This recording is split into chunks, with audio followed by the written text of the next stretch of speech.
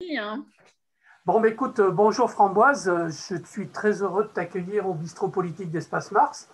Donc, comme il est de règle, ben, écoute, pour te présenter, ça a été fait un petit peu dans l'invitation, mais tu es une militante, d'abord tu es une pratiquante, je dirais, du spectacle vivant, mais tu es aussi une militante engagée syndicalement à la CGT du spectacle.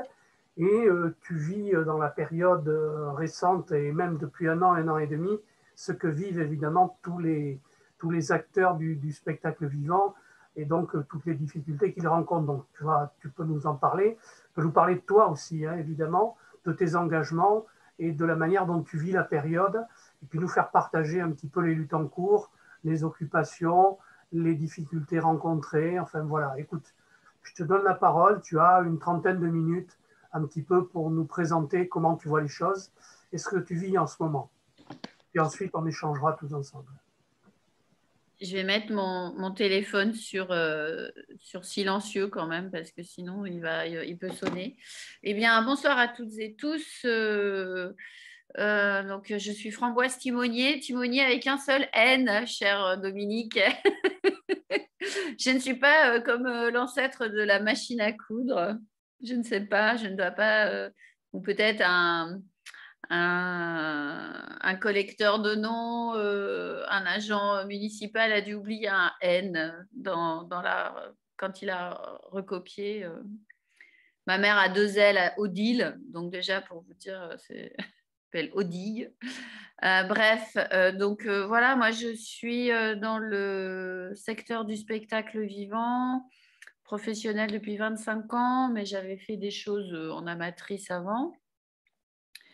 Je suis ce qu'on appelle maintenant une administratrice de production, mais j'ai démarré je me suis essayée au jeu,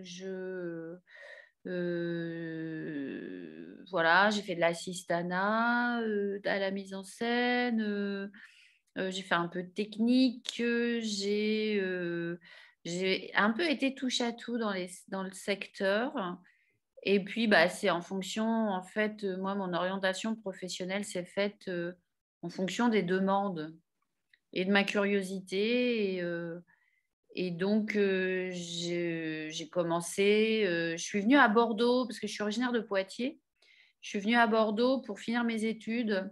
Alors là, j'ai eu un choix qui s'est opéré de manière très simple. Soit j'allais du côté de Nantes pour faire les métiers de la technique, parce qu'il y avait peu de femmes à l'époque. Et je voyais les directeurs techniques très intéressés par ma curiosité technique, sachant que je venais d'un bac technique en sciences physiques appliquées, etc. Et puis de l'autre côté, j'étais aussi intéressée par tout ce qui pouvait attrait à l'organisation des festivals et tout. Et donc, soit j'allais à Nantes faire de la technique, soit j'allais à Bordeaux faire de la gestion de l'action culturelle, le fameux GAC de l'époque, monté par feu Marie-Claire Ricom. Et en fait, ben, techniquement, j'ai été prise à Bordeaux en premier et c'était plus facile d'accès parce que fallait que j'aille dans les pays de la Loire, fallait que je trouve 50 000 francs à l'époque pour payer mes études. Enfin, alors que là, j'étais à l'université, je n'avais que l'inscription universitaire à faire et à payer. Et voilà, et c'est comme ça que je suis arrivée sur Bordeaux. Je pensais que ça allait être transitoire. J'allais retourner à Poitiers ou que j'allais aller à Toulouse ou dans d'autres villes. Et puis, bah, le travail était là. J'ai commencé par faire ce qu'on peut appeler de la médiation, organiser des ateliers, aller à la rencontre des enseignants, des centres de loisirs, faire de l'éducation populaire et organiser des interventions pour les artistes comédiens. Et puis, j'ai aussi travaillé, moi, sur des ateliers d'écriture parce que je trouvais cette formule qui m'avait été transmise à Poitiers avec un très, très beau projet avec les 26 000 couverts et un monsieur qui venait du cirque qui s'appelle Étienne Lemoyle et qui était, après sa vie de circassien dans les airs parce qu'il était voltigeur, a fini sa carrière comme animateur socioculturel dans un quartier populaire de Poitiers qui s'appelle Bellejoine. et qui a mis en place des ateliers d'écriture. Et moi, j'ai participé aux ateliers d'écriture. Il y a eu plusieurs aventures. Et du coup, après, quand je suis rentrée dans le milieu professionnel, j'ai eu envie de transmettre cette forme des ateliers d'écriture où voilà, on n'est pas là pour l'orthographe, on n'est pas là pour la grammaire, on est là pour s'exprimer, on est là pour échanger. Et j'ai monté plusieurs ateliers d'écriture en faisant intervenir des conteurs, des musiciens, des plasticiens, en faisant à l'époque des relations intergénérationnelles, c'est-à-dire que j'allais dans les maisons de retraite et avec des enfants qui venaient d'un centre de loisirs d'à côté, et on faisait des échanges comme ça et on partait sur des thèmes et je faisais écrire les gens et faire rencontrer voilà, plein de monde, quoi. Et voilà, et puis, j'ai rencontré après j'étais très attirée par les arts de la rue, donc j'ai tourné pas mal d'années avec des équipes des arts de la rue, où là, j'ai vécu des expériences assez étranges, notamment une expérience très formatrice professionnellement, mais assez déchirante humainement, c'est-à-dire ce qu'on appelle dans le jargon du métier le splittage d'une équipe. Quand on split, ça veut dire on se casse la figure. Et là, c'était une équipe de Chambéry en Savoie. Donc, j'étais déjà à Bordeaux, hein, je faisais la navette. Il n'y avait pas l'autoroute, donc je prenais ma bagnole et je faisais 8 heures de route pour aller travailler une fois par mois pendant une semaine à Chambéry. Et c'était une équipe qui s'appelait Laboratoire Tricot, qui avait un hangar de construction magnifique qui était un ancien hangar d'hélicoptères de l'aviation allemande sur les bords du lac du Bourget. Et dans ce hangar, en fait, ils fabriquaient, c'était des constructeurs et des inventeurs, et ils fabriquaient des objets volumineux qu'ils mettaient dans l'espace public. Et ces objets volumineux, c'était un peu ils appelaient ça des boutiques, c'était un peu des habitations dans lesquelles ils mettaient des comédiens pour les faire vivre et tout ça. Et je les ai rencontrés, ils cherchaient sur une petite annonce dans une revue qui s'appelait Hors les murs à l'époque et qui est devenue Arsena maintenant, c'est la jonction avec l'aspect théâtre, là c'était théâtre de rue. Je les ai rencontrés comme ça, ils allaient sur Aurillac, ils cherchaient une chargée de diffusion, je me suis dit allez j'y vais, j'ai été prise. Et là, leur projet, c'était un projet énorme où il y avait, là, ils avaient construit une première boutique et ils voulaient faire construire 8 boutiques. Et ces boutiques, il faut imaginer que c'était un SMI qui transportait le matériel et il y avait une volière avec une balançoire. Donc, c'était des objets volumineux. On était une vingtaine hein, à travailler dans cette équipe. Tous les gens des arts de la rue commençaient à s'intéresser à eux. C'était un budget assez conséquent.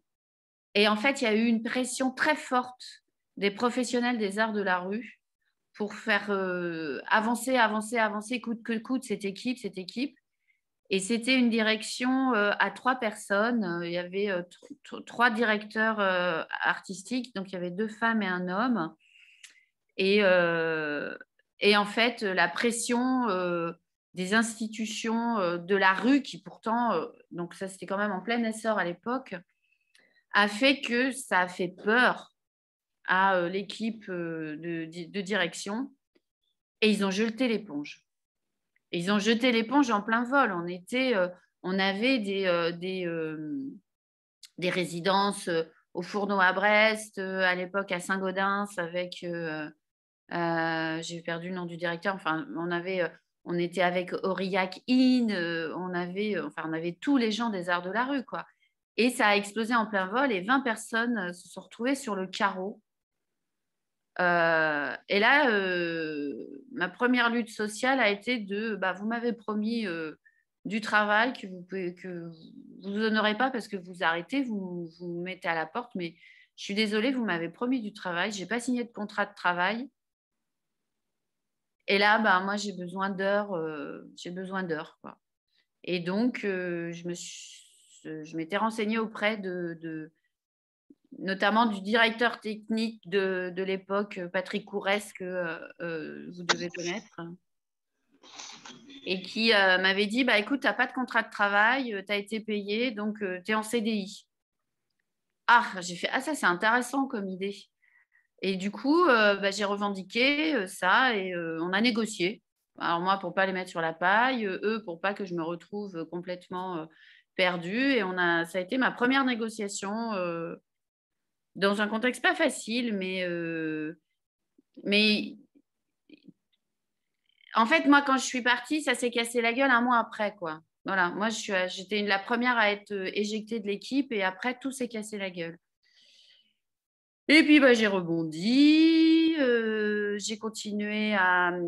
On a mis en place, du coup, bah, j'étais un peu un espèce de chômage alternatif, comme ça, je continuais à travailler pour d'autres équipes.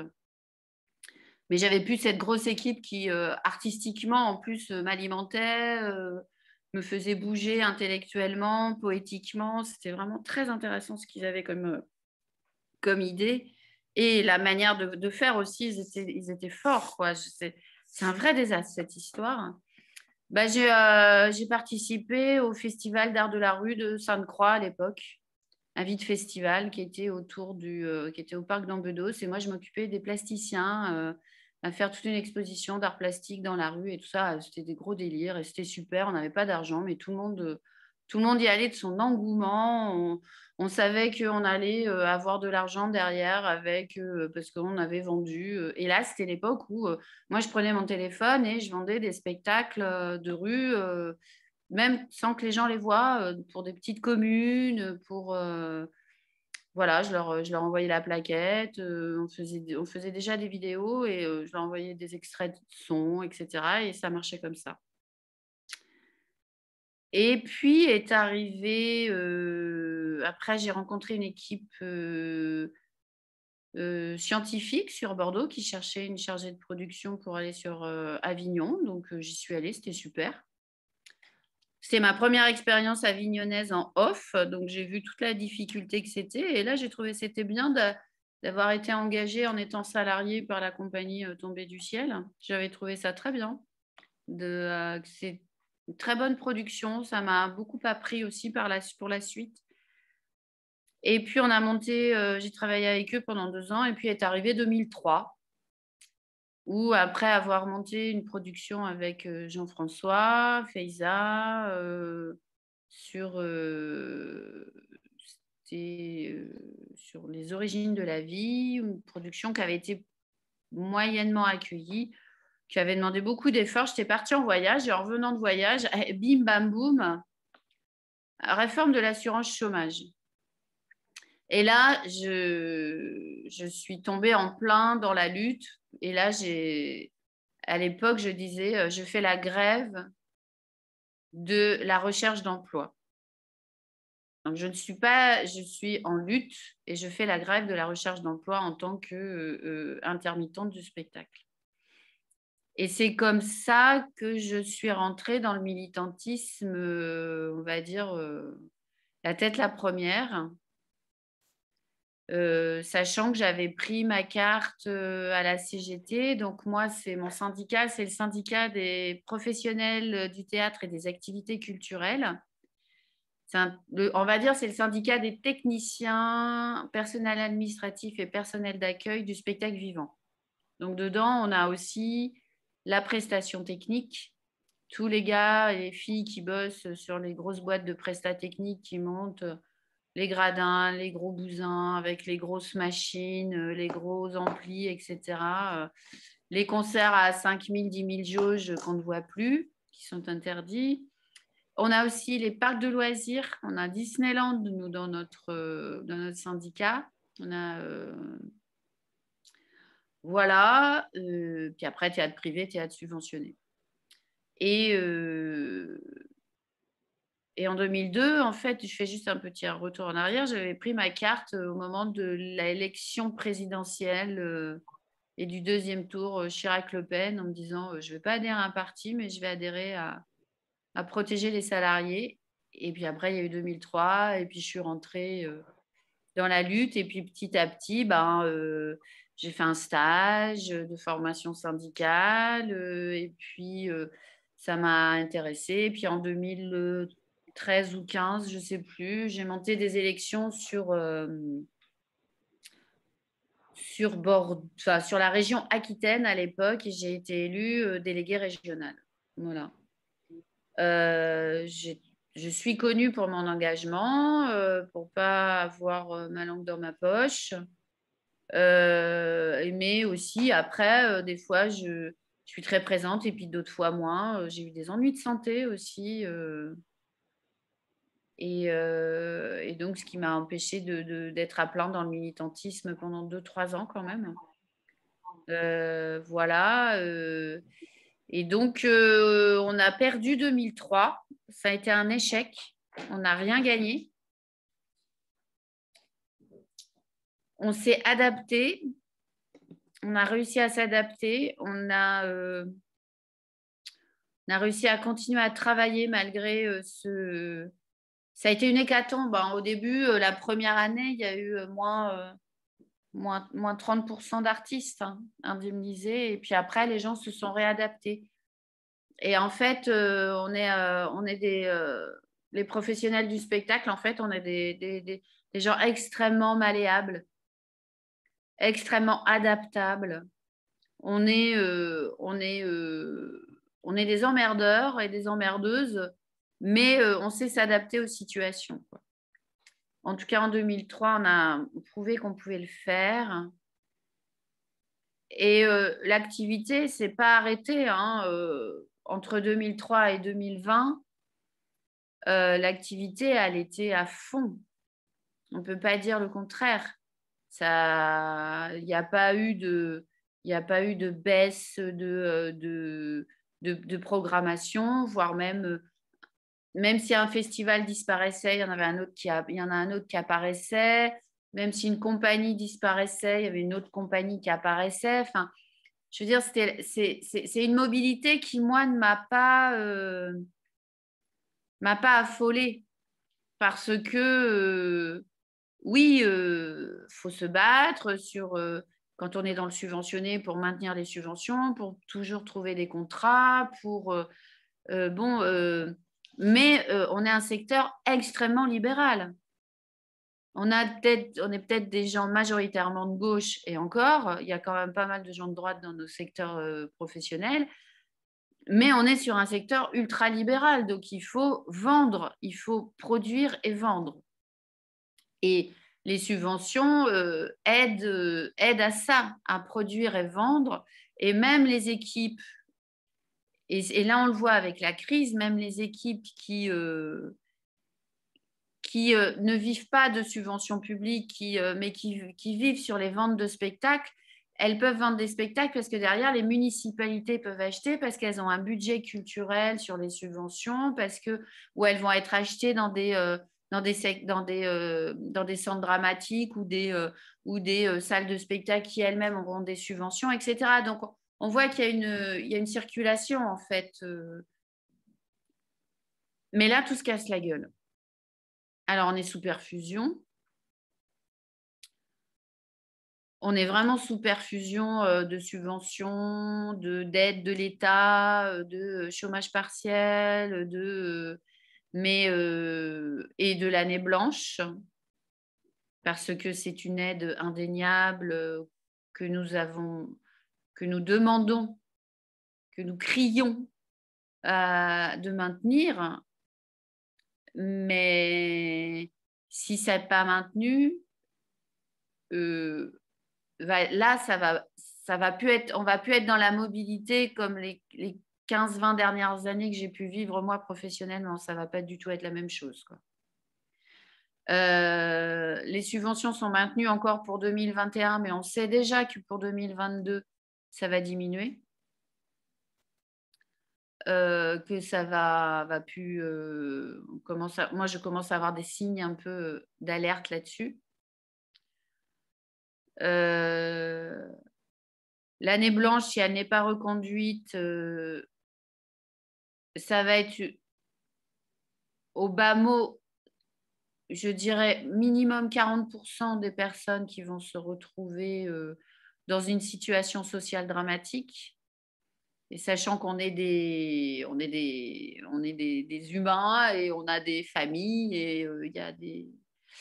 Voilà. Et que l'absence de perspective, là, je peux vous dire que le 3e confinement, là, pour nous, et de voir que par rapport au théâtre occupé, puisqu'on a presque une centaine, là, je regardais hier, on était à 98 lieux occupés sur la France. Donc, je pense qu'on va arriver à la centaine. Même si on est soutenu, etc., moi, je suis fatiguée là. En plus, je continue à travailler parce que je suis administratrice. J'ai fait plein de formations en comptabilité, en gestion sociale. Mon militantisme m'a aussi beaucoup apporté à ça. Donc, maintenant, je peux gérer des budgets assez conséquents. Donc, c'est intéressant. Mais donc, je continue à travailler depuis 1 an, à tenir les équipes à bout de bras. On se tient à bout de bras et on est fatigué là. Là, moi, Odéon qui a empêché de jouer.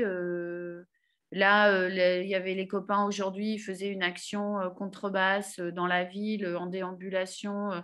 La préfecture a interdit la déambulation qui était revendicatif. Mais on a mis qu'on allait faire, y allait avoir peut-être des danseurs et des comédiens. Donc, la préfecture a retoqué en disant que c'était une action artistique et culturelle et pas une manifestation revendicative. Donc, voilà. Voilà. Écoute, merci Framboise pour ce tour de piste. Tu peux nous parler, bon, tu nous as parlé un petit peu de la mobilisation, bon, l'action, l'occupation de Dombedos, où c'est que vous en êtes? Est-ce que vous continuez à tenter de faire converger, je dirais, les militances, ou est-ce que c'est compliqué? Raconte-nous un Alors, peu. en fait, non, Michel, attends 2 secondes. Michel est en train de manger mon œuf de Pâques. Et il a mangé son lapin, alors il ne mange pas mon œuf. Non, tout le monde a mangé mon œuf. En fait, ce qui s'est passé, donc on avait négocié, il faut le savoir quand même, on avait travaillé une négociation sur le Grand Théâtre, qui était c'était plutôt bien passé. Sauf que, à peine arrivé en négociation officielle avec la direction et la présidence de l'Opéra, autour de la table, on a essuyé quelques remarques antisyndicales de la part de nos petits camarades. Donc déjà, ça... Mais bon, j'ai passé l'éponge en me disant, voilà, même à l'Assemblée générale, il y avait eu des attaques antisyndicales. Et en fait, une fois que l'occupation a été validée, négociée, on se mettait d'accord sur un protocole et tout, les attaques antisyndicales ont continué. Alors moi, je n'étais pas là parce que j'allais bosser, mais mes copains, mes camarades ont été atteints. Vraiment, c'était violent pour eux, la manière dont ça se passait. Et du coup, ça a fait qu'on n'était pas assez soudés à l'intérieur du Grand Théâtre. Ce qui a fait que quand le mercredi, parce qu'on a occupé dès le lundi, mais quand avec AG mardi, AG mercredi, quand le mercredi, il y a eu une assemblée générale et donc moi je n'y étais pas, mais j'avais mon camarade Timo qui m'a alerté tout de suite le soir quand je suis passée en sortant du boulot en me disant là il se passe des trucs, là on va se faire déborder, on va pas pouvoir faire face et puis on a on n'est pas assez unis, il y a des attaques syndicales et tout, chose que je chantais moi. Donc j'ai envoyé un mail à la direction en disant il se peut que des occupants, entre guillemets, aient envie de rentrer dans la salle, aient envie de déborder du protocole qui était 30 personnes dans le hall, pas plus, on n'accède pas aux salles, on laisse travailler le grand théâtre. De toute façon, c'est un consensus sur les lieux occupés en France. On laisse travailler les gens, ce qui, en plus, intellectuellement, par rapport à toutes les revendications qu'on a eues jusqu'ici, même quand on voit l'histoire sociale, et les luttes et les grèves, on a fait grève en bloquant l'outil de production pour revendiquer des conditions de travail décentes et pour pouvoir obtenir des biens communs. Là, on occupe en laissant travailler les gens et en revendiquant de travailler. Et intellectuellement, politiquement, schématiquement, beaucoup de gens ont mis du temps à comprendre ce changement de paradigme. On n'occupe pas pour empêcher, on occupe parce qu'on veut faire. Et ça, ça n'a pas été compris tout de suite par plein de gens. Et par là-dessus est arrivé, donc j'ai envoyé cette alerte en disant qu'il peut y avoir un débordement. Pas raté, le jeudi, moi j'étais au boulot, il a fait que je quitte le boulot pour arriver en 4e vitesse, gérer l'histoire de l'occupation débordée, où tout le monde est rentré dans la grande salle, a effrayé les salariés du Grand Théâtre. Il y en a qui sont montés dans les étages. Je vais être assez caricaturale, mais bon, les petites dames de l'administration, elles ont pris peur parce qu'elles se sont fait ouvrir les portes. Enfin, bon, bref, c'était pas cool, quoi. Et puis les agents d'accueil, en plus, qui sont des personnels précaires, qui sont des personnels en CDD, qui ont été bousculés, des gens qui sont rentrés sans masque dans le Grand Théâtre, enfin, tout l'inverse du protocole négocié d'occupation. Moi, je suis arrivée, je dis, bah non, nous, on n'accepte pas ça. Il est hors de question qu'on cautionne. La CGT botte en touche. Nous, on dégage. Nous, on ne cautionne pas ça. Et en fait, ce qui s'est avéré après analyse, c'est que c'est un espèce de mélange entre des anarchistes, des autonomes, des innocents. Devait y avoir un peu de la droite et d'extrême droite dedans. Enfin, c'était un espèce de mélange. Et un groupe qu'on appelle les appellistes, qui sont de l'appel de Coupa. Et bon, c'est quand même, ils sont. Moi, ils me gonflent un peu, ces gens-là, parce qu'ils oublient complètement l'aspect social des revendications et qu'est-ce que la sociale, comme c'est le bien commun le plus précieux qu'on ait réussi à monter, quoi. Donc voilà, moi, je suis assez contre ces. Enfin, en tout cas, ce ne sont pas des gens qui m'intéressent, en fait, dans leurs revendications. Ça a été une. Alors, bon, nous, on est partis. La CIP a voté l'occupation. Donc, on s'est dit, bon, bah, OK, là, la rupture est vraiment consommée. Il y aura les syndiqués d'un côté, les non-syndiqués de l'autre. Et puis, en fait, ils se sont rendus compte qu'ils ne pouvaient absolument rien gérer, rien organiser, rien construire avec eux, alors que, bon, quand vous avez des syndiqués dans un mouvement, bah, nous, on est habitués à organiser les choses, à être structurés, à penser collectif. Voilà, c'est vrai que c'est un vrai apprentissage intellectuel aussi. Et finalement, cette occupation ratée du Grand Théâtre nous a servi. Elle nous a servi dans la mesure où bon, les activistes de l'action militante sont repartis tout de suite à vouloir essayer d'occuper le TNBA, mais les équipes artistiques qui étaient au Grand Théâtre, qui ne pouvaient pas travailler parce qu'il y avait une occupation foireuse, ont été déplacées sur le TNBA. L'escale du livre qui occupait le Grand Théâtre a été déplacé sur le TNBA. Donc, du coup, tout le monde se retrouvait au TNBA. Et moi, sincèrement, on m'a appelé et j'ai dit, bah, de toute façon, nous, c'est laisser travailler les gens. Donc, s'ils ne peuvent pas travailler au Grand Théâtre, qu'ils ont trouvé un refuge au TNBA, on laisse les gens travailler au TNBA. Et occuper le TNBA me semble, enfin, en tout cas, moi, je trouvais ça, on va arrêter de faire chier les gens, quoi. Enfin, c'est pas, en tout cas, les artistes. On va contre on allait contre notre propre revendication. Donc, et revendication consensuelle sur le territoire. Laisser travailler les gens qui peuvent travailler. Et donc, bah, une bande, bon, la CNT, hein, les ANAR, hein, sont allés occuper Barbet. Et à partir de là, une réflexion a pu se mettre en place. On s'est revus, on a reposé les choses, on a écrit une charte. On s'appelle Occupation Bordeaux 2021 et les signataires sont la CIP, la CGT, les syndicats, Sud, FO. Et là, on est sur un collectif où tout le monde sent qu'on a besoin de tout le monde.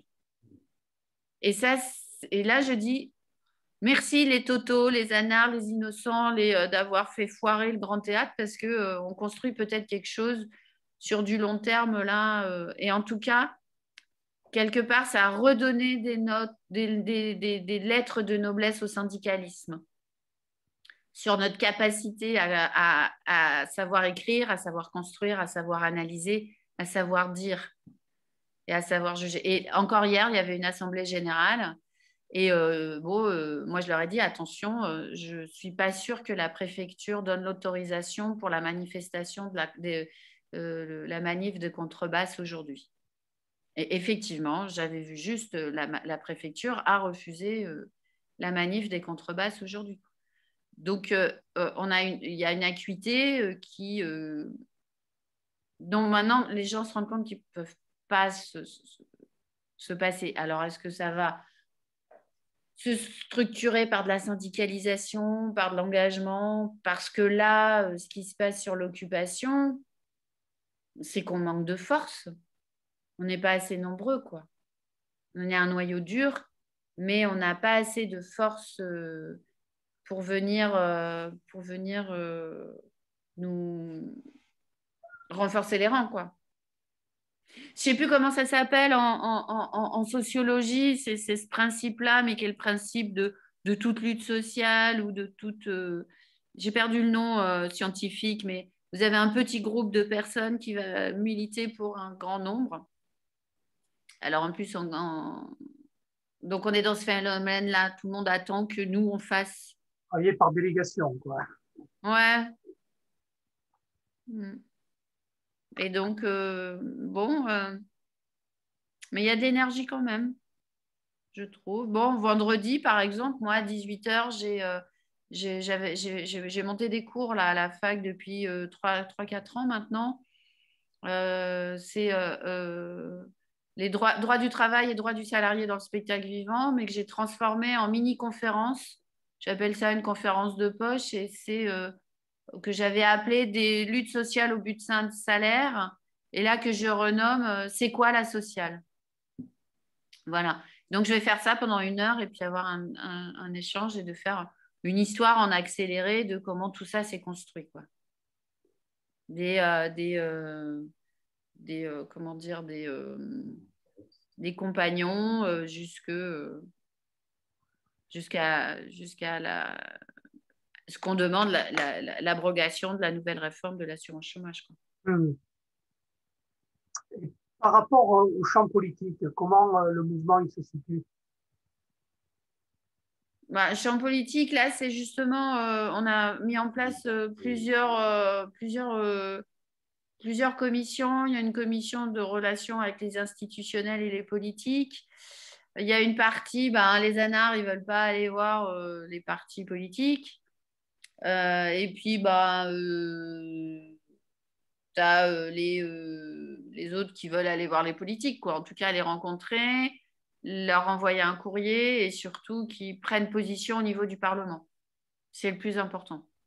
C'est que les sessions parlementaires, il n'y ait pas une session parlementaire qui ne parle pas des artistes empêchés, parce que là, je ne vous parle que du spectacle vivant, mais je ne vous explique pas la situation des artistes plasticiens, plasticiennes, auteurs, autrices, tous les indépendants, les travailleurs indépendants, là, eux, c'est catastrophique, quoi.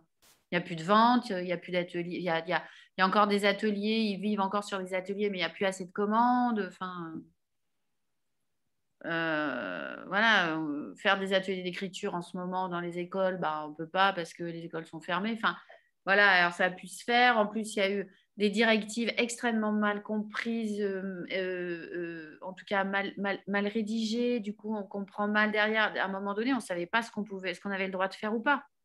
Mhm. Et là, on est dans l'absurdité. Alors, bon, en ce moment, c'est...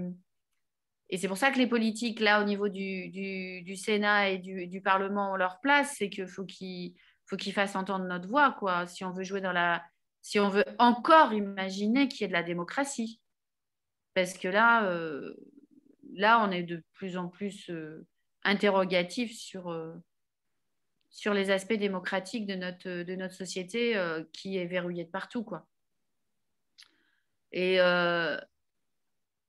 par exemple, une contradiction, euh, Michel a joué la semaine dernière au lycée de Blanquefort devant des collégiens, des lycéens du lycée agricole, mais on ne peut pas faire une représentation devant tout public. On peut jouer pour les scolaires, mais et en allant chez eux, mais les scolaires ne peuvent pas venir dans les théâtres. On peut jouer devant une jauge réduite Covid normale, dans une salle polyvalente, dans l'enceinte d'un lycée, mais on peut pas jouer dans un théâtre en jauge Covid. Et tout est comme ça. Tout est à l'emporte-pièce sur ce qu'on a le droit de faire ou pas faire. Et heureusement, la mobilisation d'octobre a fait que on a pu obtenir les répétitions. Donc les gens peuvent répéter, mais la majorité des gens qui répètent, 80% des gens qui répètent ne sont pas payés. Or, nous, on revendique dans le retour à l'emploi, on revendique à ce que les gens puissent être payés. Ça fait partie des 115 millions d'euros qu'on veut débloquer par mois pour remettre tous les artistes au travail, qu'ils soient intermittents ou travailleurs indépendants, quoi. En face, l'État met en ce moment 300 millions par mois pour les entreprises. Mhm. Donc, bon. Michel Almandou, quelques mots? J'ai activé le son. Alors, quelques mots rapides avant que je parte. Déjà, je voulais remercier Framboise pour son engagement de plus de 20 ans, qui est dans une actualité terrible, mais heureusement qu'il y a des personnes, parce que nous, un peu les artistes, on est des égoïstes. Hein, elle dit on n'est pas assez nombreux actuellement pour l'occupation, etc. Et c'est d'autant plus méritant de la voir se démener. Moi, j'ai une interrogation parce qu'il y a, d'une part, le problème de l'intermittence qui est récurrent, quoi. Ça dure depuis 20 ans. Tu dis que actuellement, fermeture des théâtres, le manque de logique, on peut répéter, etc., c'est de l'emporte-pièce. Et moi, je m'interroge, euh, est-ce que ça ne serait pas aussi une stratégie? C'est-à-dire, et j'aimerais beaucoup que tu nous précises les choses, est-ce qu'il n'y a pas beaucoup de perversité dans le fait de fermer les théâtres et d'une manière plus large les lieux de culture? Parce que quand on regarde la logique des choses, les, ah, j'ai mon téléphone, j'ai mon téléphone qui sonnait. Oui, quand on voit qu'on peut aller dans une église, on peut jouer à la limite dans une église et qu'on ne peut pas aller représenter, organiser des rencontres sociales, alors que lorsque les théâtres ont été ouverts, les mesures sanitaires ont bien été respectées. Donc, est-ce que la fermeture des théâtres, c'est une décision strictement sanitaire? Donc, dont on pourrait déjà en soi parler, ou est-ce que c'est une politique pour se débarrasser de tous ces artistes, de tous ces intermittents qui coûtent si cher à la société? Framboise? Mais en plein dans le mille, Michel. Depuis le début, depuis octobre et la fermeture en tout cas, la fermeture au deuxième confinement, mais surtout la non-réouverture en décembre, moi, je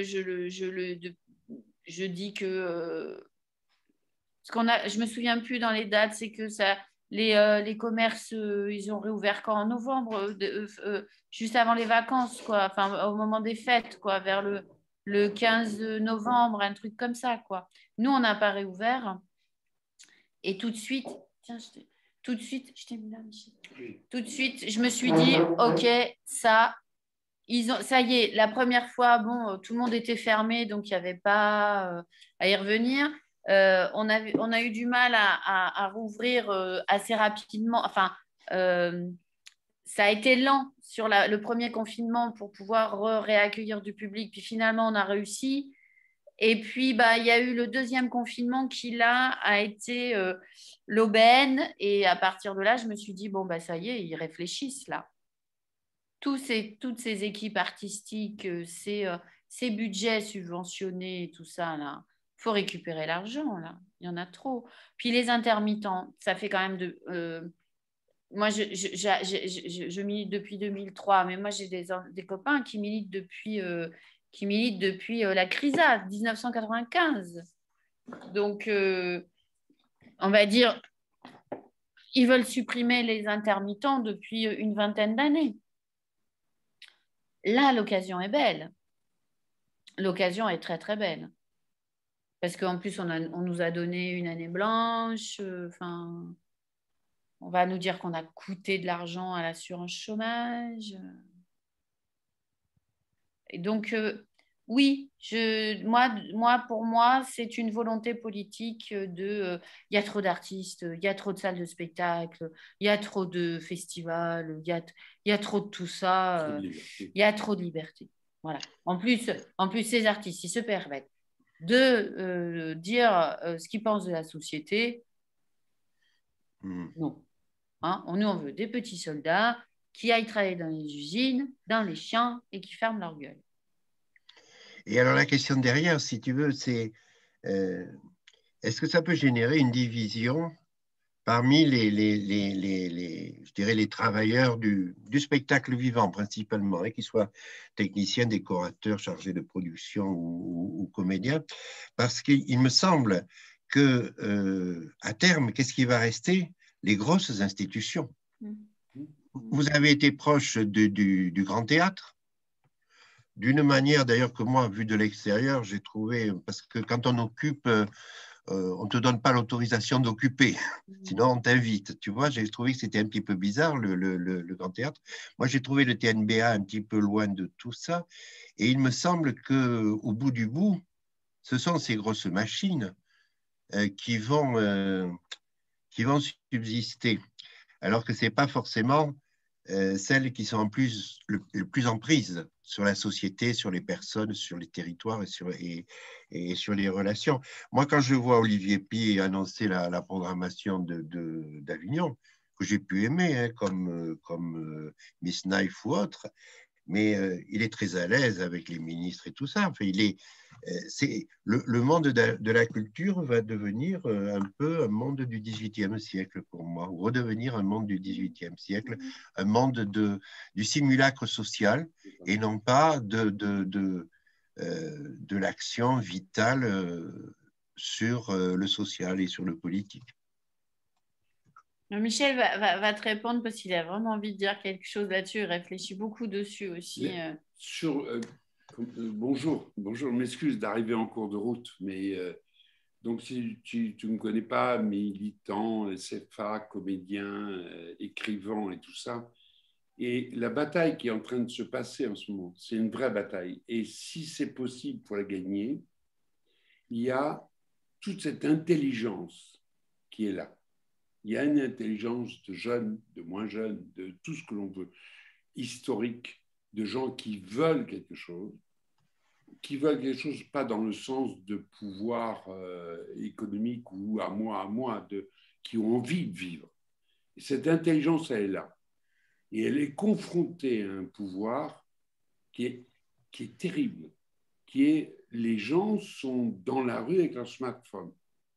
Les gens sont individualisés. Les gens ne sont plus ensemble.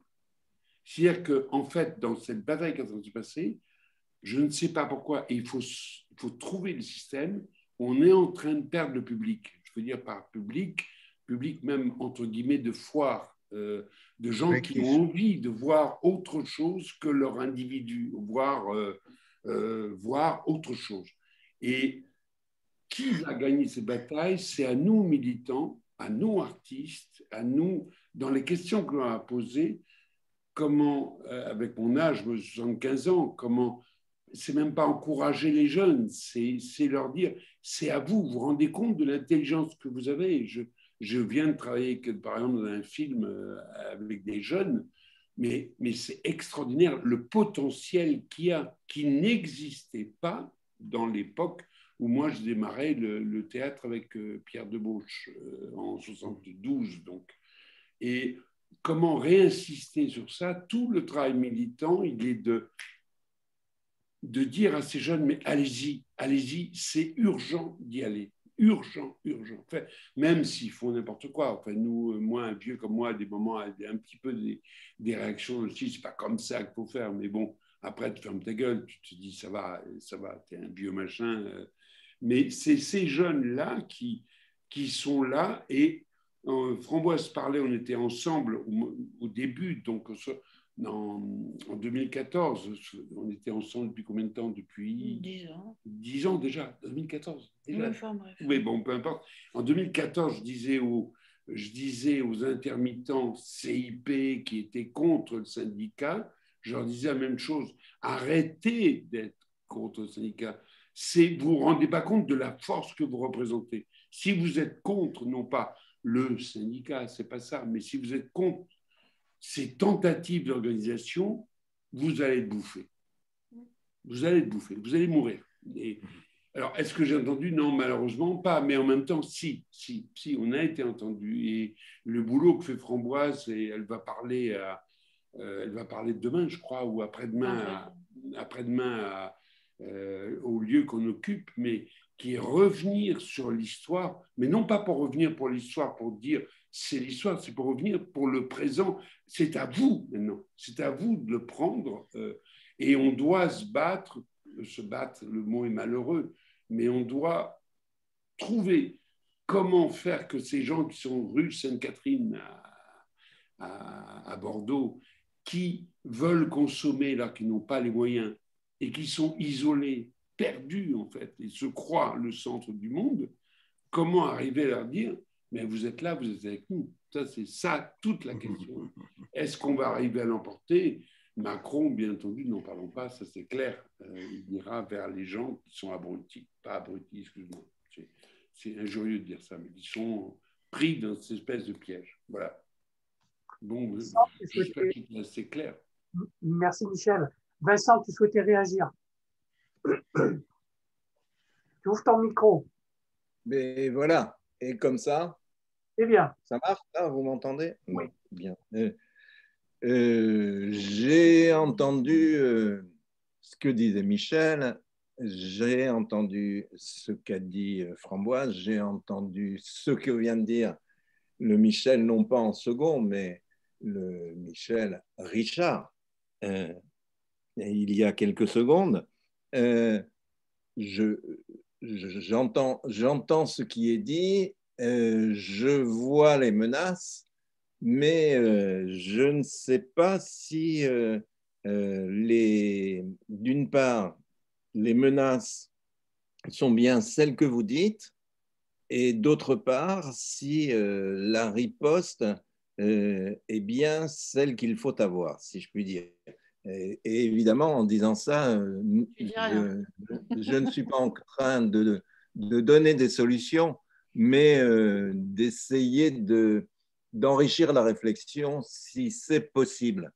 Donc voilà, à mon avis, ce n'est pas Michel Almandou qui pourra me contredire. Par exemple, le Festival d'Avignon est quelque chose d'absolument extraordinaire.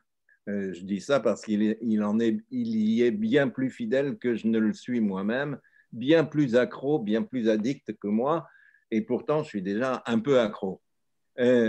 Mais absolument pas à cran. Et je me dis que, bien évidemment, par exemple, Olivier Py est responsable du Festival d'Avignon et effectivement fait partie de ce haut monde. incontestablement. Mais en même temps, en tant que président du Festival d'Avignon depuis quelques années maintenant, même si je nourris quelques griefs à l'égard de sa programmation par moment, bon, il va de soi que, d'une part, il propose, avec l'aide, bien sûr, d'artistes éminents, des spectacles d'une très grande puissance, mais d'autre part, l'existence même de ce festival et l'existence même de cette programmation en nourrit beaucoup d'autres, avec tous les débordements possibles. Mais évidemment, quand on pense au off, c'est absolument phénoménal en masse, toute proportion gardée, parce qu'évidemment, même si on additionne le in et le off d'Avignon, même tous les jours pendant le mois de juillet, quand ça marche, on est très très loin de certaines audiences télé ou de certains spectacles organisés dans certains festivals, par exemple, de musique. Donc ça c'est le premier point. Moi, je crois qu'il est tout à fait utile d'essayer de prendre en compte ce qui peut mener vers des possibilités d'avancer, d'unir et de réunir. Et de ce point de vue, même s'il y a des différences énormes et même si, bien sûr, les petits sont incroyablement laissés pour compte, tout ce qui peut leur permettre à ces petits de s'adosser à certaines institutions, donc que ce soit le Festival d'Avignon ou que ce soit le TNBA ou que ce soit le Grand Théâtre, eh bien, je pense qu'il faut le faire. Évidemment, si s'adosser, c'est s'adosser pour étouffer, si s'adosser, c'est s'adosser pour être nié, ça ne va pas du tout. Bien sûr, c'est s'adosser, s'appuyer sur les institutions existantes, mais en combattant et éventuellement en les combattant, ces institutions, si elles sont des obstacles.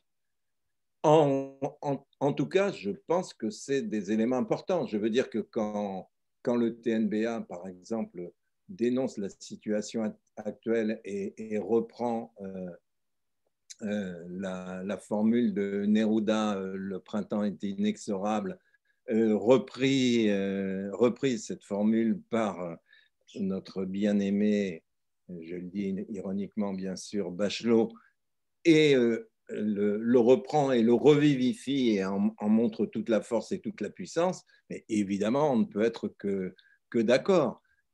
On reste encore dans le domaine de la formule, mais c'est quand même important.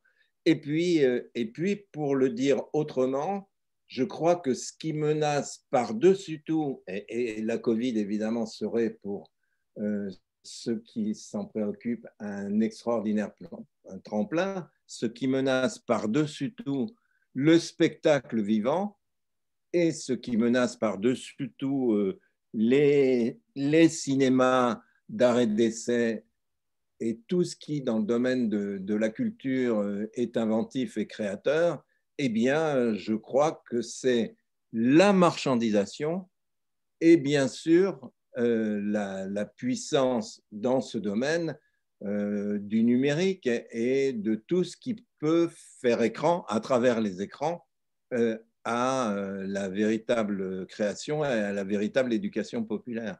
Et donc, moi, je vois le danger de ce côté par-dessus tout. Bien évidemment, ça n'exclut pas le reste, et le reste est tout ce que Framboise a pu dire de ce point de vue, ce que Michel a dit, ce que Michel l'a dit, non pas de façon secondaire, mais en deuxième position par rapport au premier Michel, dans l'ordre chronologique uniquement. Voilà. Framboise, tu souhaitais réagir. Bon, on n'est pas du tout d'accord avec Vincent là, parce que déjà, alors là, déjà pour te dire sur le printemps inexorable, certes, un poème de Neruda, mais surtout c'est le Syndéac, le syndicat des employeurs, qui a mis ça en place. Et qui, en plus, n'a absolument pas convergé, alors que le Syndeac, c'est les directeurs et directrices des lieux subventionnés comme les scènes Oui. nationales, les CDN et les compagnies, et ne se sont absolument pas adjoints aux lieux occupés. Il n'y a pas eu de convergence, justement, même à l'intérieur même de notre milieu, entre une proposition, on va dire, des salariés et une proposition des employeurs. La rencontre ne s'est pas faite d'un point de vue en militance. Donc déjà, bon, on en a discuté, mais il n'y a pas eu de travail en commun là-dessus, quoi. Chacun était sur son précaré. Les employeurs faisaient leur truc, les salariés font leur truc, tu vois, donc déjà. Et dire aux compagnies de s'adosser aux lieux subventionnés et labellisés, c'est oublier toute la diversité culturelle qui existe et c'est la réduire en entonnoir, chose qui va se faire par le Covid. On oublie toutes les actions artistiques et culturelles, un truc que tu ne vois pas, mais que nous, on voit d'un point de vue professionnel, c'est toute la culture de bal qui est extrêmement encore vivace avant le Covid, qui a fait que qui sont en première ligne, là, les artistes en première ligne dans les artistes de plateau, ce sont les musiciens qui sont en première ligne dans la perte de leur activité si l'année blanche n'est pas reconduite parce que les théâtres et les salles de spectacle et les lieux de vie artistique et culturelle ne veulent pas réouvrir. Et c'était un dernier bastion encore tout ça, là, les balles trad, les balles pop, les balles rock, l'été dansant avec de la musique et pas que de la musique enregistrée, avec des vrais musiciens qui te donnent le tempo pour que tu ailles danser et tout ça. Ça va vraiment le tuer. Et ça, c'est un fondement de l'éducation populaire. Et ça vient de tous les bals clandestins dans toutes les guerres. Les jeunes ont fait des bals clandestins et ils l'ont fait. Et en 39-45, ils continuent à aller danser et tout ça. Et ça a survécu. Mais là, j'ai bien peur que ça ne survive pas, ça. Ce vivant. Ce vivant. Et Michel va rajouter autre chose. Non, j'entends ce que tu dis et puis il n'y a pas de souci. Mais il y a une conscience qu'il faut avoir, je crois réellement, sur le plan militant, c'est que ce que ne peut pas supporter le pouvoir, c'est qu'il y a eu une inversion. Par exemple, le festival que je dirige est parti de nulle part. Des mairies sont arrivées, se sont mises dedans.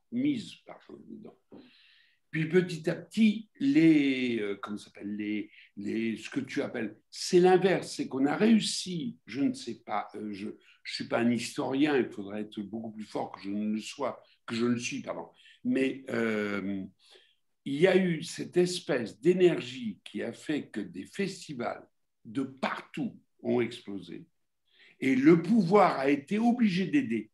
Et non pas nous sommes devenus demandeurs, on a été tellement vivants que c'était eux qui devaient faire gaffe. Ça, c'est une chose fondamentale. Si on ne comprend pas ça, on est foutu. Et ça, ils veulent le foutre en l'air parce qu'ils se rendent compte que ce n'est pas possible. Il y a trop de gens intelligents en France, trop de gens... tout d'un coup, il y a un mec qui veut marcher sur un fil ou je ne sais pas quoi, ou peu importe. Tu me diras, ce n'est pas de l'intelligence. Mais si, c'est de l'intelligence. Et c'est ça qui est en train de se passer comme phénomène. Tout à l'heure, je regardais des jeunes en train de travailler dans la rue, je dis bien travailler, là, au bord de la Garonne, en train de faire je ne connais pas les mouvements, tu sais, du rap, ou pas, non, pas du rap, des mouvements très acrobatiques. Les mecs, ils travaillent. Et ils travaillent tant, ils ont tellement d'énergie que tout d'un coup, les pouvoirs sont obligés d'en tenir compte. Et c'est ce phénomène-là qui est en train de s'inverser parce que tout d'un coup, les pouvoirs ont peur en disant attends, là, c'est pas possible. Le mec qui est en train de faire des petites balades sur ses épaules, bon, c'est bien rigolo, mais enfin, on s'en fout. Non, on s'en fout pas. Parce que le mec, pour faire ces conneries dites par le bourgeois des conneries, il est obligé de bosser comme un dingue. Parce que c'est pas vrai, tu fais pas ça comme ça. pareil l'acrobate, pareil le chanteur, pareil, etc. Et c'est quelque chose où il faut, ce que je racontais par rapport à la rue, comment reconscientiser le public, ne vous laissez pas avoir par les appareils, je ne sais pas comment on peut faire, ne vous laissez pas... le Festival d'Avignon, bien entendu que je vais le défendre. Attends, je suis issu à l'âge que j'ai d'un Jean Vilar, je n'y peux rien, même si ça semble bien ringard, mais ce n'est pas ringard du tout. Et bien entendu qu'il faut le défendre, bien entendu qu'il faut défendre le off, mais surtout ce qu'il y a à défendre, c'est tout d'un coup cette énergie qui est apparue dans tous les pays d'Europe, je ne sais pas les autres, mais en tout cas ils sont apparus. Si au Venezuela, j'ai vu la même chose, des gens qui arrivent de nulle part et qui ont un talent fou et qui le montrent, je veux dire, non pas qu'ils cherchent, et qui fait que le pouvoir s'inverse parce qu'on ne peut rien faire contre eux. Et donc, ça est en train de s'éliminer. C'est une des raisons pour lesquelles on a éliminé le théâtre, le cinéma, les cirques, je ne sais pas quoi, enfin, toutes ces choses-là, alors qu'il n'y a pas besoin. Non, mais normalement, il n'y a pas besoin. On interdit à Bordeaux, tu te rends compte, on interdit parce que des contrebassistes veulent faire une manifestation dans la rue. Je dis bien une manifestation. J'étais là au moment où il y a l'Assemblée générale qui est en train de le dire. Attention, ce n'est pas une création, c'est une contestation. C'est réellement un... Donc, des gens dont je faisais partie ont inventé ce truc en disant ben non, on arrête de faire de l'art pour l'art, on fait des revendications, on est là, même si elle est contrebasse, même bien entendu, si elle a de la musique, il y a tout ce qu'on veut, et ben la préfecture l'a interdit parce qu'elle a dit c'est de l'art, c'est plus de la manifestation. D'accord, mais vous, comment il y avait déjà eu une tentative dans ce domaine qui, elle, n'a pas pu être interdite. Si je ne m'abuse, par exemple, quand il y a eu la manifestation à Gambetta, c'était une manifestation revendicative et en même temps une manifestation artistique, c'est-à-dire qu'au cœur de cette manifestation, il y a eu de la danse. Et pour revenir à ce que j'avais dit, évidemment, c'est peut-être maladroit quand j'ai dit adossé, mais quand on se bat pour la réouverture des spectacles, je me félicite que des lieux de spectacle, pardon, je me félicite que malgré l'interdiction encore présente et pesante, ici ou là, des choses explosent et des jeunes artistes, soit des artistes, deviennent des artistes en herbe dans le bon sens du terme, c'est-à-dire s'expriment aussi à l'extérieur et dans l'herbe.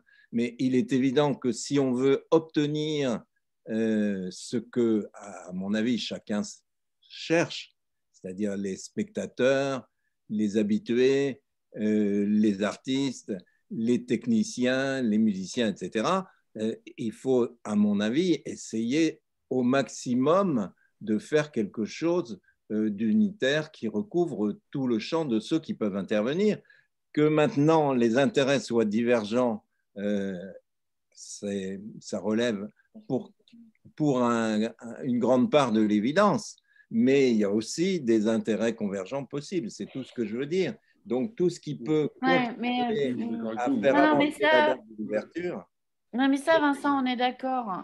Mais tu vois, moi, je suis quelqu'un d'assez énergique et tout ça, mais là, mon frère l'a pas du tout senti ce week-end. Il a commencé à dire oui, il faut garder espoir et tout, mais ça fait 1 an là. Ça fait 1 an qu'on tient à bout de bras notre secteur. Et sincèrement, l'usure, elle arrive là. On est épuisé. Enfin, moi, je commence à être épuisée, mais épuisée. Et cette usure-là,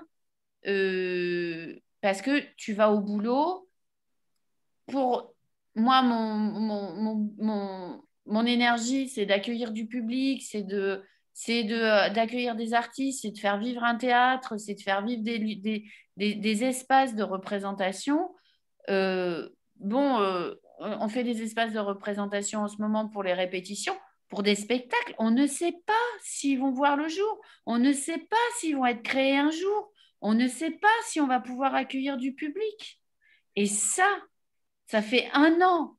Et ça devient, moi, à un moment donné, on a parlé de maltraitance, mais c'est de la maltraitance de la part de l'État, là. Vraiment, quoi. Justement. Vraiment. Alexandre, qui demande la parole depuis pas mal de temps. À toi, Alexandre. Oui. Et ensuite, Cher. Alexandre, tu es toujours là? Oui, je suis là. Il faut toujours que je débranche plein de câbles avant de pouvoir parler, donc c'est un peu long. Donc, bon, bonjour à tous. Je voulais intervenir parce que je pense, encore une fois, qu'on a une difficulté à analyser les combats militants, parce que je pense qu'on a une difficulté à analyser la cause qui est commune à tous ces combats. Parce que peu importe finalement le domaine professionnel dans lequel on exerce. Alors moi, j'ai été musicien pendant une vingtaine d'années, donc je connais un petit peu le sujet. Et si on n'analyse pas la société sous l'angle de la lutte des classes, je pense qu'on a beaucoup de mal en fait à comprendre ce qui se passe. C'est-à-dire qu'on parlait tout à l'heure de marchandisation du domaine artistique. Mais à mon avis, c'est plus profond que ça encore. Je pense que c'est vraiment une histoire de statut. C'est-à-dire que là, ce qui est visé, c'est le statut des intermittents du spectacle, parce qu'il a quelque chose d'absolument révolutionnaire, ce statut. C'est-à-dire qu'il ne met pas en valeur du capital, et pourtant il produit de la valeur. Et en ce sens, et là je pourrais faire une analogie aussi avec les fonctionnaires, c'est exactement la même chose. On est là en face de travailleurs qui travaillent et qui mettent en valeur l'économie, mais ils ne mettent pas en valeur du capital. Et ça, la classe bourgeoise, elle n'aime pas ça du tout. Et c'est ça, à mon avis, qui manque un petit peu dans les luttes qu'on mène, c'est-à-dire qu'on va souvent se focaliser sur les conséquences. Et on va mal défendre notre statut. On ne va pas défendre d'ailleurs nos statuts. Ce qu'on va faire, c'est qu'on va défendre notre activité plus que notre statut. Et c'est le cas des fonctionnaires. Les fonctionnaires, quand ils défendent leur statut, ils ont tendance à dire qu'ils veulent défendre le service public plus que le statut des fonctionnaires, le statut de la fonction publique. Il y a tout un tas de petits combats comme ça, militants, qui sont menés, évidemment, ils sont menés toujours à l'image de notre capacité à nous représenter la société, la politique, l'économie. Et moi, je dis ça parce que j'ai été musicien pendant longtemps et j'ai constaté que tous les combats que j'ai pu mener, toutes les revendications que j'ai pu avoir, toute la souffrance que j'ai pu avoir, parce qu'il y a un mépris, il y a vraiment un mépris de l'artiste. Mais ce mépris-là, ce n'est pas que pour l'artiste, c'est pour le statut qu'il transporte quand il est intermittent du spectacle.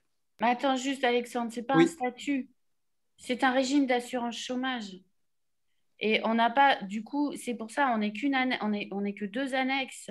Et c'est pour ça qu'on peut, on peut vider la substance de cette annexe. On aurait un statut, le statut du fonctionnaire, tu ne peux pas l'attaquer comme ça. On aurait un vrai statut, c'est-à-dire quelque chose qui soit figé, un peu quoi, écrit dans la loi et dans le fonctionnement de la société.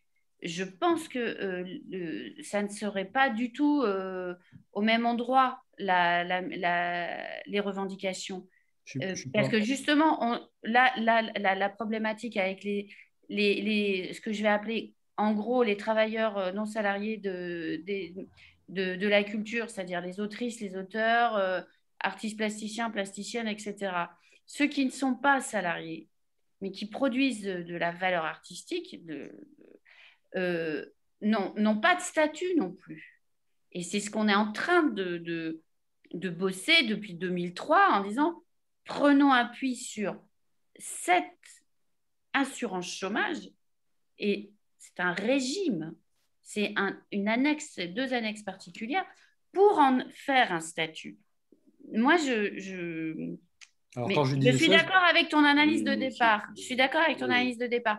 Mais juste, on n'a pas de statut, quoi. Et ça nous manque. Mais c'est ça que je voulais dire. Je veux dire qu'en fait, quand j'ai dit statut, je ne voulais pas dire que c'était la même chose qu'un fonctionnaire. Hein. Ce n'est pas ça que je suis en train de dire.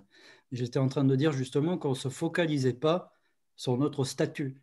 mais en tant que producteur de valeur économique. C'est-à-dire qu'on devrait revendiquer le fait que nous sommes des producteurs tout le temps de valeur économique et même pas par intermittence. C'est-à-dire qu'il n'y a aucune raison qu'on ait des temps, où on n'est pas payé. Et c'est en ça aussi que ça a été révolutionnaire, ce que j'appelle le statut de l'intermittence, c'est-à-dire qu'il y a le temps où on est dans la répétition, le temps où on est dans la composition, le temps où on est dans tout un tas de choses qui vont après, qui vont justement œuvrer à pouvoir mettre en place le spectacle. Parce que ce que voit le capitaliste, lui, il constate le spectacle et il voit que c'est une marchandise. Et donc, ce qui l'intéresse, c'est juste ce qu'on produit, c'est-à-dire la finalité de ce qui a été produit. Mais tout le travail qui est avant, lui, il n'est pas du tout reconnu. Il faut vraiment qu'on se batte pour ça. C'est-à-dire que tout travail doit être reconnu. Et si je parle de ça, c'est parce que je suis aussi militant à Réseau Salariat, donc je vais le placer, le fameux Réseau Salariat, qui est une association d'éducation populaire, je ne sais pas si vous connaissez, mais le but étant donc de généraliser le salaire à la qualification personnelle, ce qu'on appelle communément le salaire à vie. Le salaire à vie, c'est tout simplement ça. C'est à peu près ce qu'a un fonctionnaire et à peu près ce qu'on pourrait faire aussi avec un statut révolutionnaire de l'intermittence, c'est-à-dire d'être reconnu tout le temps en tant que travailleur et ne pas avoir de temps mort, ne pas avoir de temps de chômage, etc., etc. Et de temps où on n'aurait pas de monnaie précisément. Et donc, je ne sais pas si vous connaissez, mais moi, je vous invite à aller voir ce que raconte déjà Bernard Friot, hein, qui est donc l'instigateur, on va dire, de la proposition du salaire à vie, et aussi à aller regarder, parce que c'est une association qui se bat aussi pour les droits du producteur, c'est-à-dire qu'on veut généraliser pour que tout le monde ait un salaire. C'est ça qu'on souhaite faire. Donc, si vous avez l'occasion, allez jeter un œil, c'est vraiment très intéressant, déjà socialement, sociologiquement, anthropologiquement, politiquement et économiquement. Alexandre, Oui. il faut que tu viennes parler à Occupation Bordeaux absolument. 2021. On cherche des gens comme toi. Absolument. Je vous donne mon... Non, mais c'est vrai, on en c'est parlait vrai. hier à l'Assemblée générale en disant, mais voilà, il y en a qui veulent mettre en place les conférences de Bernard Friot, tu sais, Oui. les Zooms, enfin, je sais pas, il y a des choses qui ont été faites. Si tu veux en parler, si tu n'as pas peur de parler devant 30 personnes masquées, Je tout l'ai ça, fait. En fait, j'ai été dehors. coordinateur du groupe local de Bordeaux pendant 6 Voilà. jours. T'appelles et puis, Bah, écoute, en tout t'appelles, cas, bienvenue si tu veux venir prendre 2 heures de ton temps pour rencontrer les militants de la Rock School Barbet Ouais, je et le fais de avec plaisir. Ouais. KLSA. Ouais, bienvenue. Je t'envoie mon mail et puis tu me contactes, il n'y a pas de problème. Avec plaisir. Très bien, merci à tous les deux. Merci. Cher, tu souhaitais intervenir à un moment donné, tu as levé la parole, puis après tu as baissé la main, mais je suis sûr que tu as envie de parler. Ouais, non, j'écoutais. Bon, en fait, dans ce qu'on est en train de parler là, ça me rappelle un peu la fable sur l'éléphant que devaient décrire les aveugles et qui chacun de la partie qu'il touche dit que l'éléphant est ainsi et en fait chacun avait sa vérité, mais c'est l'ensemble qui faisait la vérité parce que la situation elle est assez complexe. Donc ce que je vais dire là, c'est de ma petite fenêtre que je vais le dire. Moi, je ne suis pas intermittent. En fait, je ne suis pas dans le régime d'intermittent. Je suis indépendant. Je suis artiste. Et voilà, là, je viens de sortir de 3 jours là, de festival Territoire sauvage à Autèche, au parc ornithologique. J'ai fait pendant 3 jours des comptes sur comment on éduque comment nos ancêtres nous éduquaient à respecter la nature et les gens étaient assez contents parce qu'on était dans la nature avec des groupes de 6. Mais ils ont tenu quand même à le mettre en place et puis il y avait d'autres activités, c'était très sympa. Et actuellement, j'anime pour le festival Chahut un atelier d'expression artistique avec des jeunes migrants dans un collège à La Bonauge. Voilà, et puis bon, je continue à tourner, je fais quelques films, voilà, je continue à tourner là, sur une série africaine qu'on est en train de tourner sur Bordeaux.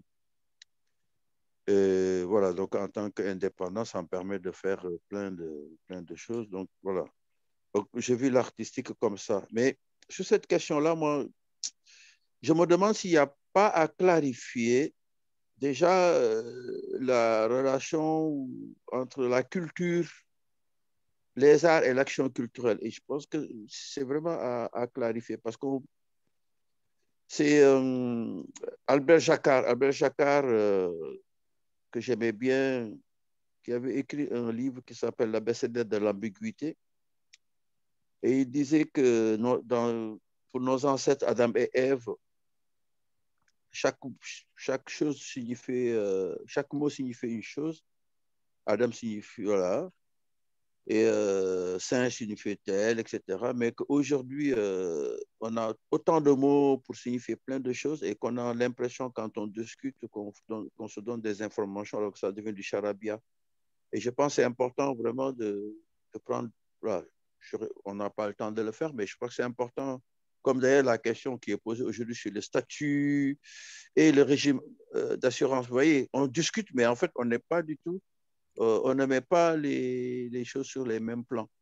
Et il me semble que sur cette question de la culture, je ne devais pas de la culture en général, on a été vraiment, on a été tout le monde, hein, que ce soit les artistes, les acteurs culturels, les opérateurs, les personnes, parce que moi, la notion de public, les publics, ils viennent, mais c'est les personnes, les individus, tout ça, on a la population, le peuple, on a été berné dès le départ. Quand on a parlé de ce qui est essentiel et ce qui n'est pas essentiel. Et en fait, ça révèle quoi? C'est que la crise qu'on a vécue, qui est la crise de la Covid, ce n'est pas le problème. Je le dis souvent, la crise, elle ne fait que révéler des situations difficiles ou des potentialités. Et en fait, avec la crise, ça a révélé à la fois la difficulté, la situation problématique que vivaient les artistes en tant qu'intermittents, donc les travailleurs avec, voilà, ça a révélé ça, mais ça a révélé aussi le rapport que les classes dominantes ont avec la culture. Et ça a révélé en même temps l'appétence et l'importance et l'essentialité de la culture, mais qu'on a nié.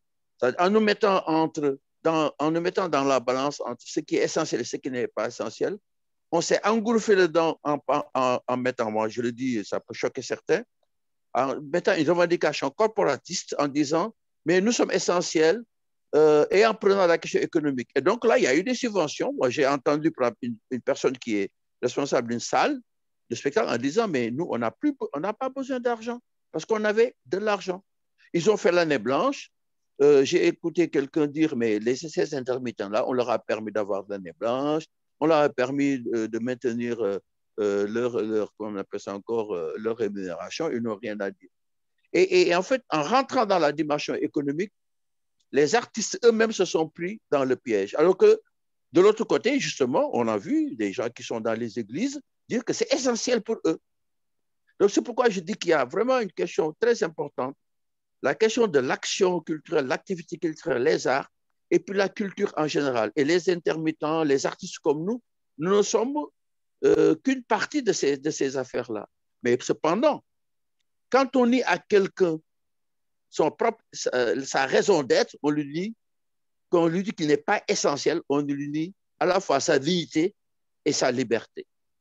Et je crois que vraiment, il y a une question autour de ça. C'est-à-dire qu'aujourd'hui, ça révèle la vision que les classes dominantes ont de la culture en général et de l'artistique.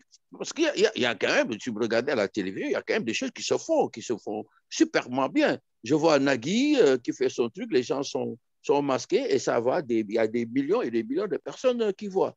Donc ça signifie bien qu'ils ont une vision de la culture et une vision de l'artistique. Et le fait de ne pas vouloir que les gens se rassemblent, de ne pas ouvrir, ce n'est pas nécessairement pour les grandes, comment on appelle ça encore, les grands lieux. C'est parce que ces lieux de l'art et ces lieux de la culture sont des lieux à la fois d'expression de la dignité et des lieux de créativité revendicative, des lieux de contre-proposition sociétale. Voilà. Et il faut dire que ça vient juste après le mouvement des Gilets jaunes. Il faut quand même garder cette historicité-là. Donc, il y a beaucoup de choses dont on a parlé, sur lesquelles je suis d'accord, mais il y a, à mon avis, cet élément-là que je veux vraiment mettre en avant, c'est que sur cette question de la place qu'on donne à l'art et à la culture, ce n'est pas seulement que les artistes eux-mêmes, ce n'est pas seulement que le public, c'est toutes les personnes qui ne peuvent plus exprimer leur identité et leur dignité par cette interdiction de faire communauté ensemble, quoi. Voilà. Et moi, je pense qu'il y a vraiment un débat à poser là-dessus, voilà, cette place de la culture en général et de l'art en particulier, et sur la question de qu'est-ce qui est essentiel. Je pense que si on ne fait pas attention, on peut tomber dans des revendications corporatrices et on va se prendre au piège de la seulement revendication du salaire, de vouloir avoir l'année blanche, etc. C'est vraiment la possibilité, parce qu'on peut payer. Moi, j'ai un ami artiste qui m'a dit, un intermittent, il est vraiment en train de déprimer, quoi. Il me dit, mais moi, on me paye, ok, mais j'ai besoin de faire vivre mon art. J'ai besoin de faire vivre mon art, d'aller dans cette énergie avec les gens, je ne suis ni prophète, ni mage, mais de créer cette émotion qui nous permet que quand tout va mal, que tout va volo, de pouvoir espérer un monde meilleur. Voilà, donc je le dis ça rapidement parce que rapidement, voilà. Non, mais merci cher pour ton témoignage, hein, et puis les questions que tu soulèves. Je voudrais, avant de redonner la parole à Framboise, peut-être demander à Françoise si elle souhaite évoquer, réagir ou poser une question, va me donner son sentiment. Françoise et après Mireille. C'est pas une obligation, hein, c'est une invitation à parler. Bon, apparemment, ni Françoise ni Mireille ne souhaitent intervenir pour le moment. Framboise, tu veux réagir sur cette question de l'essentiel et de la chair culturelle? Non, j'apprécie beaucoup ce que dit Cher, c'est sûr. Là, enfin, il y a le sentiment de se faire acheter par l'année blanche et que c'est, enfin, je sais pas comment dire. Enfin, mais je suis d'accord. Enfin, oui, voilà, j'apprécie beaucoup ce que vient de dire Cher sur.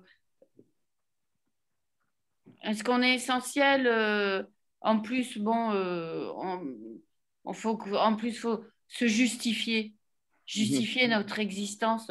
Tu vas justifier l'existence de la poésie, justifier l'existence de la peinture rupestre, de la peinture. Enfin, on va justifier l'existence des arts depuis qu'on fait humanité. C'est ça qui est. C'est ça qui est terrible, c'est qu'on est obligé de justifier l'existence de notre secteur, parce que je rappelle, ouais, on est un secteur d'activité, quoi. Moi, j'arrêtais pas de dire avant cette pandémie, on est un secteur d'activité comme un autre, avec les problématiques de souffrance au travail, sauf que nous, notre matériau, il est immatériel. Voilà. Nous, on fabrique pas une table, on fabrique pas des légumes, on fabrique pas, mais il est immatériel, et dans cette immatérialité, il est dans une immatérialité de l'imaginaire. Donc, va justifier ça. Et pour moi, ça fait partie de l'homme, mais face au monde capitaliste, voilà, il nous demande une justification d'existence. Il nous demande un certificat d'existence, quoi, quelque part. Et c'est un rapport de classe, je suis tout à fait d'accord, mais je trouve aussi que c'est un rapport, j'irais un peu plus loin quand même, que juste le rapport de classe sociale.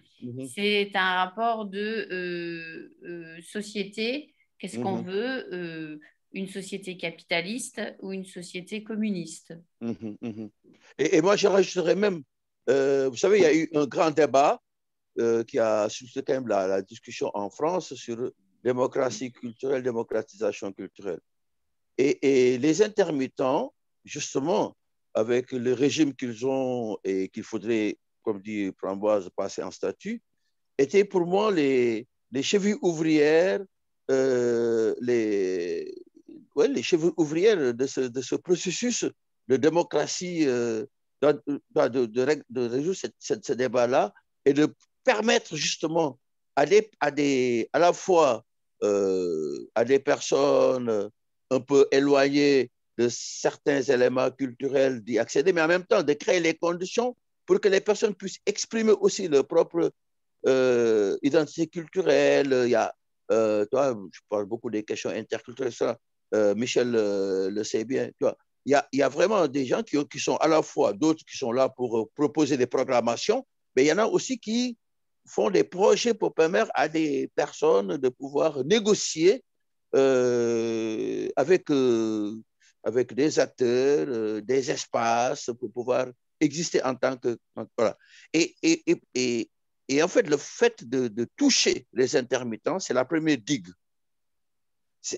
Vraiment, si on touche les intermittents et qu'on les terrasse, la digue, elle casse. Et après, qu'est-ce qu'on va avoir? C'est tous les programmes qu'on va avoir à la télévision qui sont bien formatés. Et il n'y aura plus, et je le dis très clairement, il n'y aura plus d'espace pour ce qu'on appelle culture, au-delà même de ce que Marlot en disait, quoi. C'est-à-dire, on est vraiment, quand on parle de contre-culture, on est vraiment actuellement dans un mouvement porté par cette nouvelle mouvement politique dominant là, de la contre-culture. Et je vois même des fois, j'y fais très attention, on entend même des gens d'extrême droite qui disent il faut ouvrir, il faut ouvrir. Et quand les loups aboient avec les lions, moi, je fais très, très attention. Tu vois. Et donc, dans ce boulga, je ne sais pas comment on dit, je vois bien poindre cette affaire-là, parce que n'oublions pas que certains disaient il n'y a pas longtemps, on est là pour abrutir les gens. Michel, quand tu dis abrutir, il faut l'assumer, c'est ça. Il y a des gens qui ont cette ambition d'abrutir les gens, parce que justement, quand on étreint les corps et qu'on étreint les esprits, on crée les conditions justement de ce qu'on appelle une domination dictatoriale. Et je le dis aussi clairement que ça, même si ça peut faire dinosaure, quoi. Et donc, la première digue, c'est vraiment les intermittents, même s'ils ne sont pas nombreux, mais du point de vue qualitatif, la fonction qu'ils jouent dans la culture en général, elle est très importante. Et si on n'y fait pas attention, la digue, elle va tomber et on va voir ce qui va se passer, quoi. Voilà, c'est pourquoi je suis très attentif à leurs revendications tout en disant, faisons attention aussi de ne pas se tromper de stratégie. J'espère que je suis clair. Si, cher. Ça fait 1h30 là qu'on échange. Ce que je vous propose, c'est de terminer ensemble. Donc, je vais peut-être proposer à Vincent 2-3 réflexions. Et puis ensuite, je demanderai à Framboise de... Non. Non. Il faut donner la parole à Framboise pour conclure, bien sûr. Mais l'échange est... Il sera jamais assez riche, mais il l'est bien. Michel, il veut dire quelque chose. Vas-y, Michel. C'est très bien. Je suis désolé, mais cher So, j'ai travaillé avec lui comme avec un tas de gens et avec un tas d'amis et un tas de militants. On s'est retrouvés dans un quartier de Bordeaux, je ne sais plus comment, je n'en ai aucune idée, on s'en fout. J'étais compteur et je ne sais pas pourquoi j'étais là-dedans. Et par notre rencontre, ça a fait que nos contes, à côté de ce que racontaient les enfants, n'étaient que juste qu'une amorce. Absolument. Et c'est ça que tout ce boulot que nous avons fait en tant que militants va être détruit si on ne regarde pas toute cette jeunesse qui est en train d'arriver, qui a déjà compris tout ça. Moi, j'en ai fait ce que fait Cherceau. Tu ne nais pas un matin en disant « Tiens, je vais vous faire de la poésie ». Je ne nais pas avec ma voix telle que comme ça, tout d'un coup, je fais de la voix. Ce n'est pas vrai. C'est un métier, ça s'apprend. Et il y a un tas de gens, et donc, dont Cherceau, cette rencontre. Et après, je terminerai juste, par exemple, c'était avec Denis Charol de la musique à ouïr. On était invité en 2000 par le ministère de la Culture et par une MJC à jouer à Strasbourg, dans un quartier entre guillemets difficile. Tous les deux, nous avons joué. Musicien et moi, je ne sais pas quoi, comédien. Et on s'est rendu compte, vu tout ce qui se passait sur le plan social, que peut-être l'urgence n'était pas de passer Prévert dans un quartier comme ça, c'est autre chose qu'il y avait à faire. Et nous avons refusé d'être payés. Nous avons envoyé une lettre au ministère en disant que c'est inacceptable. Ce n'est pas nous qu'il faut payer, ce sont les animateurs d'abord, ce sont les éducateurs d'abord, ce sont des gens qui vont reprendre contact avec les gens. Nous, on n'est pas là pour des produits de luxe à faire rigoler les gens. Et rien que cette attitude-là, c'est un petit peu comme avec Cher. Je veux dire, c'était un moment... Moi, c'était aux Aubiers, au centre d'accueil animation de la police en plus. Et c'était un moment Formidable. Les gamins, gamines ont raconté des choses que j'ai notées, mais là, je ne les ai pas en tête, mais Cherceau s'en rappelle peut-être, mais qui étaient vraiment étonnants. Et ça venait de, tout d'un coup, des animateurs, une bibliothèque avait réussi à créer une espèce d'atmosphère où tout d'un coup, oui, c'est libre. C'est libre et on va faire... Donc, merci à toi, Cherceau, puis merci à vous tous. De toute façon, merci à toi. Et continuons le combat. Et on a un combat, en fait, je dirais, plein d'espoir. Absolument. Là, c'est ça. C'est cette entrave de liberté, en fait, qui est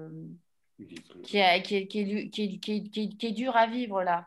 Là, moi, au bout d'un an, là, j'en ai marre. J'en ai marre. Ouais, j'en ai marre. J'en ai marre. Et ça va avec tout un art de vivre. Comme je disais, juste pour finir, on se bat parce qu'on est en train d'essayer de couler quelque part, pour moi, en tout cas, comment je le ressens en ce moment, on essaye de détruire une part de notre civilisation. Voilà. Qui vient du Conseil national de la résistance avec cette longue progression de l'émergence de l'action de l'éducation populaire, etc. Et puis les travers qu'on a pu vivre de la gauche caviar, la culture qui déborde, qui dépense de l'argent n'importe comment, qui fait... Voilà, elle a eu sa crise de croissance et tout ça. Sauf que là, on essaye de nous tuer. Et puis, non, on n'a pas envie de se faire tuer, quoi. Donc, et pour moi, ça fait partie d'une civilisation. Je ne connais que ça, moi. J'ai 54 ans et moi, je suis née avec le rock alternatif, avec les clips de Michael Jackson. Voilà, je suis de cet univers-là et je suis de l'univers des spectacles, et bon, voilà, j'ai pas envie qu'on nous fasse crever plus vite que prévu, quoi, à cause du capitalisme. Écoutez, merci à toi, Françoise, Michel, Vincent, Cher. Merci à toutes ceux et toutes celles, Alexandre, qui ont participé à cette soirée. Le prochain bistrot politique, je l'annonce déjà, se tiendra fin avril et on aura comme invité notre ami et camarade, j'ai perdu son nom, mais ça va me revenir. Ne vous inquiétez pas, c'est l'âge. Voilà, je commence à être atteint par notre ami et invité, Sébastien Laborde, qui est secrétaire départemental du PCR et dirigeant national aussi de l'exécutif, qui viendra un petit peu nous parler, là non plus de la vie avec la chair dont vous avez parlé aujourd'hui, avec tout ce qui peut se passer, je dirais, dans la société en profondeur. Il viendra nous parler peut-être, on verra ensemble avec lui, de perspectives, de ce qui va peut-être ou pas, d'ailleurs, résonner lors des futures échéances électorales à venir, tant les départementales et régionales que les futures élections législatives et présidentielles. On verra donc dans un mois un petit peu comment cette situation est en train de travailler les rapports de force. Pour l'instant, il n'y a pas de raison de se réjouir ni d'être optimiste, mais peut-être que les luttes que vous menez d'ailleurs dans le secteur des arts et de la culture, que nous menons, parce qu'on y participe d'une certaine manière, vont peut-être faire bouger un petit peu les frontières. Je l'espère en tout cas. Il y a des conflits, même si on ne les voit pas, même si ce n'est pas visible. Je participais à un rassemblement devant la centrale de Gros-Saint-Louis la semaine dernière contre le projet Hercule et le démantèlement du service public de l'énergie. Il se passe plein de choses, quoi. Tout à l'heure, Cher citait les Gilets jaunes, mais je voudrais rappeler aussi que concomitamment ou de manière convergente avec le mouvement des Gilets jaunes, la pandémie a stoppé cette immense mobilisation contre la destruction de notre système de retraite. Et je crois qu'il faut s'en souvenir parce que, effectivement, sans être, je suis pas du tout, comment dire, parano, ni quoi que ce soit, mais quand même, ça les a bien aimés de se retrouver, de pouvoir nous mettre un grand confinement, d'ailleurs, dont les effets sont relativement discutables quand on voit les difficultés qu'on a à produire, ne serait-ce que des vaccins. Voilà, mais ça, c'est tout un autre débat, on ne va pas le relancer maintenant. Merci à tous et à toutes. Et merci. À une prochaine pour d'autres initiatives. Voilà. Merci, au revoir. Merci. Michel, merci. Bonne ciao. soirée.